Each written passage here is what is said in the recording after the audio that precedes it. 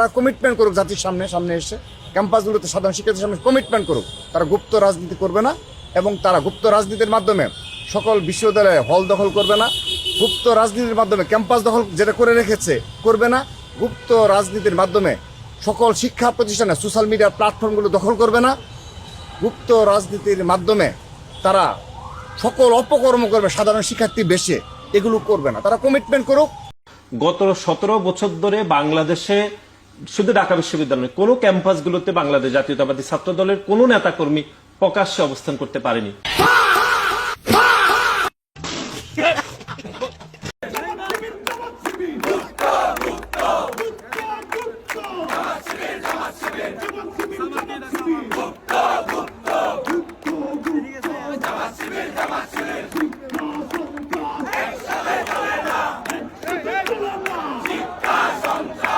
তিনি মঞ্চে দাঁড়িয়ে বলেন গুপ্ত গুপ্ত, হ্যাঁ গুপ্ত গুপ্ত। ওনার মতো একজন জাতীয় নেতার মুখে আমরা এই ধরনের তৃতীয় শ্রেণীর রাজপথের বিএনপি কর্মীদের ভাষা আশা করি নাই। ছাত্রদল দারুণ একটা গেম খেলছে জায়গায়, ছাত্রদলকে ধন্যবাদ দেওয়া দরকার। কারণ ছাত্রদলের একটা গেমের কারণে বিএনপি যে লাস্ট এই অল্প কয়েকদিন ক্ষমতা আসার পরে দেশে যেটা ডিজাস্টার করে ফেললো, এই জিনিস থেকে নজর সরে এসে একদম ওই গুপ্ত লেখা একটা কৃষক মারা গেল লাইনে দাঁড়ায়। আজকে বিএনপি পোস্ট সিলেকশন পিরিয়ড থেকে 17 এপ্রিল পর্যন্ত এই সময়ের মধ্যে 17 ফেব্রুয়ারি থেকে 17 এপ্রিল খুন করছে শুধুমাত্র 31 জন খুন, ধর্ষণের কেস 14টা, চাঁদাবাজের কেস 83টা, যেগুলো হচ্ছে পত্র পত্রিকা প্রিন্টেড।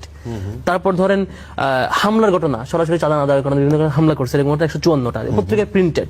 লুটপাটের ঘটনা অন ক্যামেরা 15টা, মাদক সহ ধরা গেছে এরকম কেস, মাদকের ব্যবসা 22টা। এভাবে করে নানা কিসিমের কেসগুলো যখন হয় মানুষের জন্য নজর ওদিকে যায়। আবার যখন দেখে শুধু এইটা না, বিএনপি জুলাইয়ের গণম্যান্ডেট সংক্রান্ত মানে জনগণের যে ম্যান্ডেট সেটাকে অস্বীকার করে গণভোটের বিপরীত অবস্থান নেই, মানলাম এটুকুও করছেন, আপনাদের জনপ্রিয়তা আছে সেটা আপনারা। এরপর এটাও করছেন যে গুম কমিশনের যে রিকমেন্ডেশন পুরো অধ্যাদেশটা আপনি বাতিল করে দিলেন গুম সংক্রান্ত, যাতে করে আপনি গুম করতে পারেন, পুলিশ কমিশনার নিয়োগ যাতে করতে পারেন, পিএসসি যাতে লুটপাট করতে পারে। হয়েছে এর আগে যেমন আগে হয়েছে যে কোনো প্রকার নিয়োগ করা যায়, পিএসসির পুরো প্ল্যানিংটাই পিএসসি সংক্রান্ত যে নির্দেশনা এটা পুরোটা বাতিল করে দিল। কেন? যাতে করে এখন পিএসসি চাইলে আপনি বন্ধ করতে পারেন, দলীয় লোক নিয়ে দিতে পারেন। এখন যাতে তারা ভয় পাচ্ছে যে ক্যাম্পাসে আন্দোলন হতে পারে বোধহয়, কারণ আগে কোটার কারণে একটা আন্দোলন হয়েছে, এখন আপনি পিএসসি নিয়ন্ত্রণে নিচ্ছেন, পুলিশ কমিশন নিয়ন্ত্রণ নিচ্ছেন, যাতে করে পুলিশ আপনার মতো দলাজ বাহিনী বানাতে পারেন, প্রমোশন আপনার হাতে থাকে, নিয়োগ আপনার হাতে থাকে, পিএসসি আপনার আন্ডারে থাকে, আপনার মতো সরকারি লোক নিয়ে দিতে পারেন। এই জিনিস যখন লোকবল জনগণ যখন জেনে যাবে তখন আন্দোলন হতে পারে। কোটার আন্দোলন যদি এই হয়, এখন আরো আন্দোলন হইলে এই ভয়ে তারা এই কেস করছে।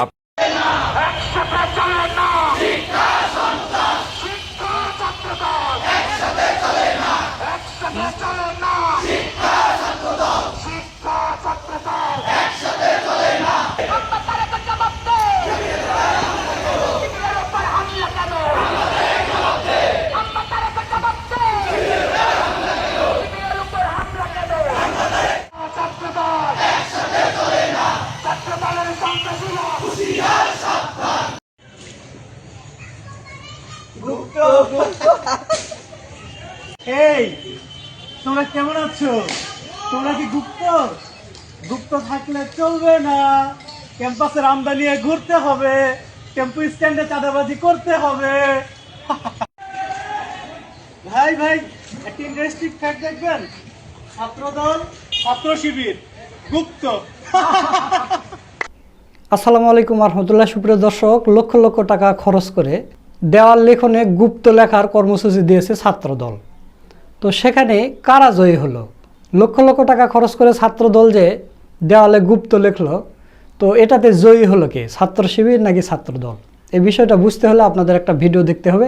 তো চলুন আমরা সেই ভিডিওটা দেখে আসি। শিবিরের বিরুদ্ধে ছাত্রদল কি করতে গিয়ে কি হয়ে গেল মজা পাবেন এবং অবাকও হবেন। দর্শক, বিএনপি ফেসে গেছে, তারেক জিয়া ফেসে গেছে, অবস্থা 12টা বেজে গেছে। শিবির বিজয় উদযাপন করছে। তারেক জিয়া এত কষ্ট করে, নিঃসন্দেহে তারেক জিয়ার কোনো উপদেষ্টার বুদ্ধিতে এটা করেছেন যে মিস্টার তারেক তুমি বাবা গুপ্ত গুপ্ত বলো, গুপ্ত গুপ্ত। নইলে জামাত শিবিরের সাথে তোমরা পারবে না। এদেরকে গুপ্ত বলা ছাড়া কি করবে? এরা তো তোমাদের মতো চুরি করে না, এরা তো বিদ্যুৎ চুরি করে খাম্বা খায় না, শুধু খাম্বা দেয় না, এরা 10% খায় না, এরা ছিনতাই করে না, এরা চুরি করে না, এরা কমিশন খায় না, দুর্নীতি করে না, অর্থ পাচার করে না। তো এদেরকে কি বলবো? এদেরকে আর রাজাকার বললো এখন আবার সমস্যা, এদেরকে গুপ্ত বলো। তো ডেফিনেটলি কোনো উপদেষ্টার বুদ্ধিতে তারেক জিয়া শিবিরকে জামাতকে গুপ্ত গুপ্ত বলা শুরু করেছে। জামাতকে তো না, গুপ্ত তো বেসিক্যালি শিবিরকে বলে, কারণ জামাত তো আর গুপ্ত রাজনীতি করে নাই। যাই হোক, জামাত শিবিরকে তারা গুপ্ত বলে। তো সেখানে বগুড়ায় তারেক জিয়া জামাত শিবিরকে গুপ্ত বলে গালি দেওয়ার পরের দিনেই তারেক জিয়ার এই পরিকল্পনার অংশ হিসেবে চট্টগ্রাম সিটি কলেজে ছাত্রদলের সন্ত্রাসীরা শিবিরের উপর হামলা করে গুপ্ত বলে। হামলার পর তারা চেষ্টা করছে যে গুপ্ত শব্দটা রাজনীতিতে ব্যাপকভাবে ছড়িয়ে দেয়া, এবং দেয়ালে দেয়ালে গুপ্ত লিখছে, দেয়াল লিখন করছে, সোশ্যাল মিডিয়ায় নানানভাবে শিবির গুপ্ত এইসব প্রচারণা চালাচ্ছে। কিন্তু কয়েক মিনিটের মধ্যে ছাত্রদলের শত শত টাকা, এটা নিয়েও ছাত্রদল হাজার হাজার টাকা বা লক্ষ লক্ষ টাকা, এটা নিয়ে অনেক দুর্নীতি করবে। যেমন আপনি নিশ্চিত থাকেন, এই যে দেয়াল লিখন শিবির গুপ্ত, এই দেয়াল লিখন করতে তারেক জিয়ার কাছ থেকে ছাত্রদল অনেক টাকা নিয়েছে। সাপোজ 5 লাখ টাকা নিয়েছে যে আমরা বাংলাদেশের বিভিন্ন জায়গায় দেয়ালে লিখবো যে শিবির গুপ্ত, আর কোথাও কোথাও রাস্তার উপরে লিখবো শিবির গুপ্ত। এখন লিখতে তো রং লাগবে, আর সবাই তো লিখতে পারেন, অনেক জায়গায় লোক ভাড়া করা লাগবে, গরমের দিনে একটু ঠান্ডা পানি খাওয়া লাগবে, তাতে আমাদের 5 লাখ টাকা লাগবে। তো ওরা যেটা করছে, বিএনপির কাছ থেকে শিবিরকে গুপ্ত গুপ্ত লিখবে দেয়ালে, এটা বলে 5 লাখ টাকা নিচ্ছে। তারপরে সেখান থেকে হয়তো বা 5-10 হাজার টাকার রং কিনে গুপ্ত গুপ্ত লিখেছে, বাকিটা ওরা মেরে খেয়েছে। খোঁজ নিয়ে দেখেন ঘটনা ঘটেছে এইটা। যাই হোক, টাকা পয়সা খেলে খাক, এমনিতেই বেচারারা মন মতো চাঁদাবাজি করতে পারে না জামাত শিবিরের জ্বালায়। এখানে গুপ্ত লেখার কথা বলে রঙের টাকা যদি মেরে দেয়, খারাপ না। কিন্তু তাদের এই প্রজেক্ট শিবির কয়েক মিনিটের মধ্যে ব্যর্থ করে দিয়েছে। একটা বিষয়ে প্রধানমন্ত্রী বলছেন, মানে দ্যাট ইজ ভেরি সিরিয়াস, এর চাইতে সিরিয়াস কোনো ইস্যু নেই বিএনপির কাছে। এত সিরিয়াস একটা বিষয়, এত সিরিয়াস, হ্যাঁ, গুপ্ত। প্রধানমন্ত্রী বলছেন, সবাই বলছে, তারা লিখছেন, দেয়ালে লিখছে, রাস্তায় লিখছেন, পারলে কলিজা ছিঁড়ে রক্ত দিয়ে লিখছেন। ইন্টারমিডিয়েটের ছেলেরা মেয়েরা প্রেম করে যখন, তখন গার্লফ্রেন্ডের নাম বয়ফ্রেন্ডের নাম রক্ত দিয়ে লেখে না, ওরকম পারলে তারা গুপ্ত রক্ত দিয়ে লেখে। এত সিরিয়াস। কিন্তু শিবির এটাকে হাসি তামাশা ট্রল করে 12টা বাজিয়ে দিয়েছে। মনে রাখবেন, একটা সিরিয়াস বিষয় নিয়ে যখন দেশব্যাপী ট্রল বা হাসি তামাশা, ওটা যখন একটা হাসির উপাদান হয়, এন্টারটেনমেন্টের উপাদান হয়, তখন ওটার কোনো ওয়েট আর থাকে না। এর মানে ছাত্রদলের তারেক জিয়ার যে শিবিরকে গুপ্ত বলার যে প্রজেক্ট, এটা জয় বাংলা হয়ে গেছে। কিভাবে? ডাকসুর দেয়ালে লিখে এসেছে ছাত্রদলের লোকজন, আজকের ঘটনা, যে গুপ্ত যাদের অবস্থান তাদের বাড়ি পাকিস্তান। এখন মোসাদ্দেক, এবি জুবায়ের, SM ফরহাদ এবং শিবিরের নেতৃবৃন্দ তারা ওইখানে ছবি তুলছে, ওইটা ব্যাকগ্রাউন্ডে দিয়ে ছবি তুলে ফেসবুকে দিচ্ছে বা হাসছে। মানে দেখেন, ওরা গুপ্ত গুপ্ত লেখে, আর ওই গুপ্তর ওইখানে দাঁড়িয়ে শিবির নেতারা ছবি তুলে ফেসবুকে দেয় এবং হাসি দেয়। এখানে কয়েকটা বিষয়। প্রথম কথা হচ্ছে যে আবার শিবিরের ছেলেরা গুপ্ত গুপ্ত, ওরা গুপ্ত গুপ্ত প্রচারণা চালায়, শিবিরও গুপ্ত গুপ্ত প্রচারণা চালায়। তবে শিবির গুপ্ত লেখে খাম্বায়, এবং ফেসবুকে গুপ্ত লিখলেও ওটা খাম্বায় লিখে সেটা প্রচার করে। এখন দেখেন কিভাবে ধরা খেয়েছে, কিভাবে বিএনপি ফেসে গেছে। প্রথম কথা হচ্ছে এখানে যে গুপ্ত যাদের অবস্থান তাদের বাড়ি পাকিস্তান। এখন মিলে যাচ্ছে যে গুপ্তকে তারেক জিয়া 17 বছর গুপ্ত ছিলেন, লন্ডনে ছিলেন, আর তারেক জিয়ার জন্ম তো করাচি, পাকিস্তান। এর মানে ব্যাকফায়ার করেছে, নিজেদের ন্যারেটিভে নিজেরা ধরা খেয়েছে। এক শিবির নেতা লিখছেন, ঢাকা বিশ্ববিদ্যালয়ের শিবির নেতা, বাড়ি মানে কি জন্মস্থান? তাহলে গুপ্ত যাদের অবস্থান তাদের বাড়ি পাকিস্তান, মানে তারেক জিয়া। এখন দেখা যায় যে শিবিরকে গুপ্ত বলতে বলতে তারেক জিয়ার মান সম্মান নিয়ে টানাটানি শুরু হয়েছে। মজারা কিছুদিন পর দেখবেন যে এখন শর্ট ফিল্ম, নাটক হচ্ছে, টিকটক হচ্ছে, এবং গান তৈরি হয়েছে। তার মাধ্যমে পুরো জাতিকে বুঝিয়ে দেওয়া হবে যে গুপ্ত আসলে জামাত শিবির না, গুপ্ত তো তারেক জিয়া।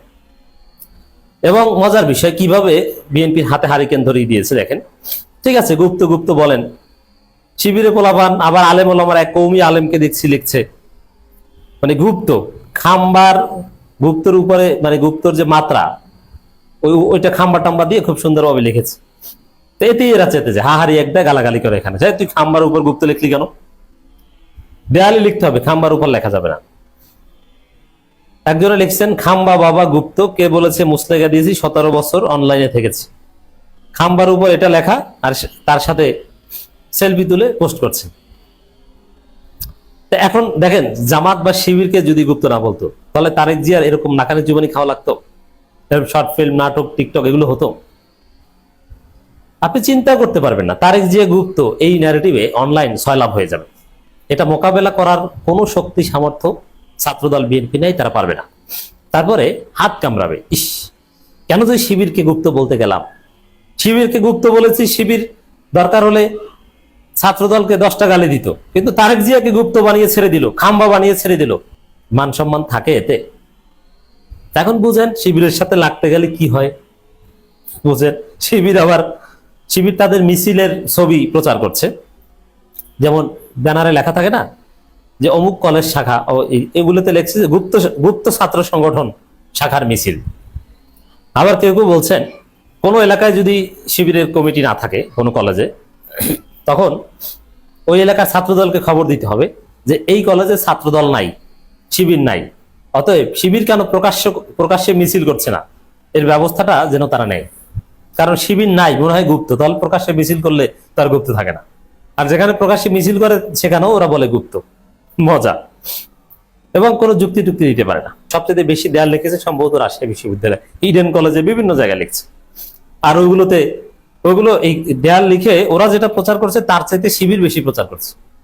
শিবির ওখানে বসে সেলফি তুলছে।